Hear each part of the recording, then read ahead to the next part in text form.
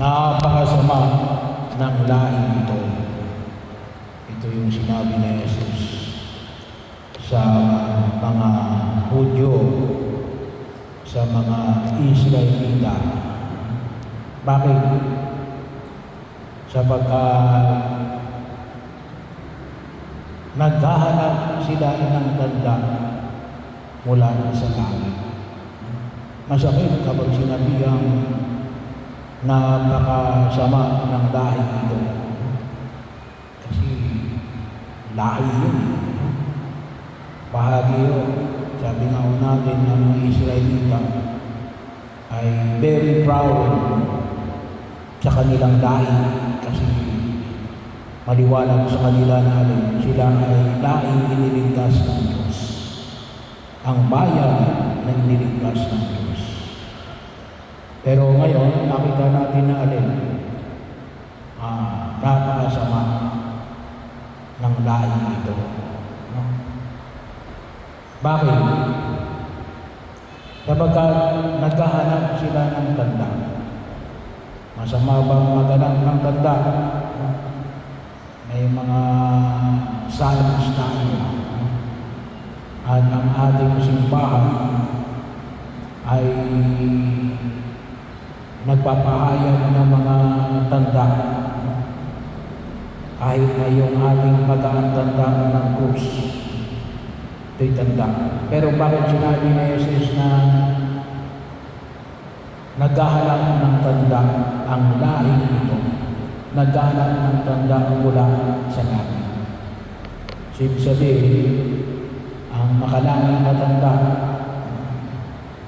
masama ba maghanap ng makalangit na tanda? Hindi naman. Kailan bakit masama yung mga Israelita? Kasi hindi nila kinikilala yung isang tanda na nasa kanila ng harapan. Naghahanap na sila ng ibang tanda. Hindi nila kinikilala ang presensya ng Diyos na nasa kanila. Hindi nila nakikilala yung presensya ng makalangit na tanda na walang iba kundi si Jesus. Bahagi yun, baka hindi natin napapansin. Sana po makita natin. Kaya napakaganda ay isang biyaya na kalimitang binabanggit natin na makilala at mapahalagahan ang presensya ng Diyos. Kaya sana makilala rin natin, sana marami rin mga Katoliko makakilala ng yung presensya ng Diyos sa banal na Eucharistia. Pero yun ang kadahilan kung bakit itinuring na sila ay lahing masama. Dahil ayaw nilang kilalanin ang presensya ni Jesus bilang isang tanda mula sa langit. Kaya bahagi rin naman ng pag-inilay natin sana po maging mula tayo. Sana nararamdaman natin yung presensya ng Diyos. Ano ba? Yung naisip pa man ko sabi ng Paume Kapal. Yung hamon na walang ibang tanda ang ibibigay sa inyo, kundi yung tanda ni Jonas. So nakita namin sa unang pagbasa sa aklat mismo ni Propeta Jonas kung paano siya sinugo ng Diyos sa Nineveh. So bahagi yun. Kaya yung pagbasa natin kanina rin ay nakita yung malaki ang lungsod na ito. Aabutin ng 3 araw kung lalakarin pabagtas. So, biro mo, 3 araw ka maglalakad. Magsabihin, talagang malaking syudad itong Nineveh. Bahagi yun ang sabi, sinugo siya ng Diyos na na siya ay kansinubo ng Diyos na sige pa. Kasi magugunaw na yan. Kaya ano yung sabi niya? In 40 days, sa loob ng 40 araw, gugunawin ng Diyos ang bayan ito. So, bahagi yun. Kaya anong ginawa ng tao?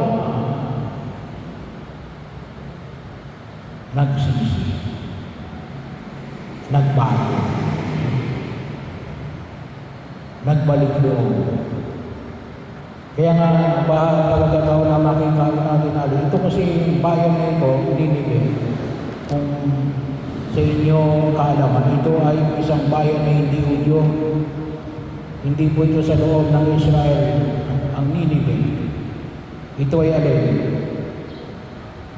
Ang bayan na ito ay bahagi ngayon ng alin? Ng Iraq, na kung tawagin natin ay Mosul. So, nasa itaas na bahagi ng Israel, Iraq, side. Medyo malapit sa Lebanon. At saka sa Iraq. So, doon nagpunta si Jonas kasi doon siya pinadala ng Diyos. Na nagkataon naman na nagsisi pati yung hari. Kaya ano yung mensahe na makita natin? Na maaaring gawa ng takot, pero ang tao ay tumigil sa paggawa ng kasalanan. Na suot ng sako, umupo sa abo. Yun kasi yung pamamaraan ng panahon ngayon na magpapahayag ng pagsisisi. At nag-ayuno, hindi kumain at uminom para may pahayag yung kanilang pagsisisi. At yun po yung dahilan kung bakit sabi nga, yun ang sabi ni Jesus. Yan ang tanda ni Jonas. At ano yung tanda ni Jonas? Kapag ikaw ay nagkasala, magbago ka. At pinaninggan nila si Jonas. Yun lang kanya ipinahayag. Naging bukas sila sa paanyaya ng pagbabago. Hindi sila manatili sa kanilang pagkakasala at pagiging makasalanan. Kaya hindi na ba yung makita ko natin? Baguhin ang mali at ang tama. Yun ang bahagi ng kung saan nakita natin. At yung konklusion din, on the simplest form, yung tanda natin kay Jesus. Magsisi at tumalikod sa kasalanan. So, yun yung bahagi ko na pinaalala sa atin noong pinahiran tayo ng abo. At sana makita natin ito. Regardless kung sino man yung nagpahayag. Sino baga si Jonas? Hindi nila kilala yun. Islamhero yun. Pero dahil sa alin, yun ang sabi niya, na nakita nila, nagkamali tayo, nagbago tayo. Yun yung mahalagang nawa makita natin. At sana, kaya anong sabi ni Jesus? Higit pa kay Jonas ang narito. Pero bakit na maging witness ang mga taga-Ninive laban sa kahit ito? Kasi hindi sila nagbago. Ay yung Diyos lang ang nasa harapan nila na naging tao. Hindi lang basta ito si Jonas. Kaya sana makita rin natin yung tunay na kaalagaan ng pagkapanibago. Magbago tayo, hindi sapagkat kung sino man yung nagpahayag, ngunit dahil sa kinakailangan natin magbago. Kasi kung minsan pinanghawakan natin ay yung may dala ng mensahe. Kapag ang may dala ng mensahe ay mayaman, may kapangyarihan at tanyag, akala namin totoo. Yung totoo, kahit sino may dala niya, kahit si Judas na hindi kakilala ng mga taga-Ninive. At sana makita natin na may mali.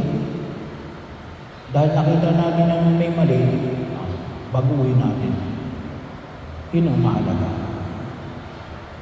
So yun po naman yung makita natin na hamon na kung saan ay matuto tayo sa tanda na ibinigay ni Jesus sa pamamagitan ni Judas.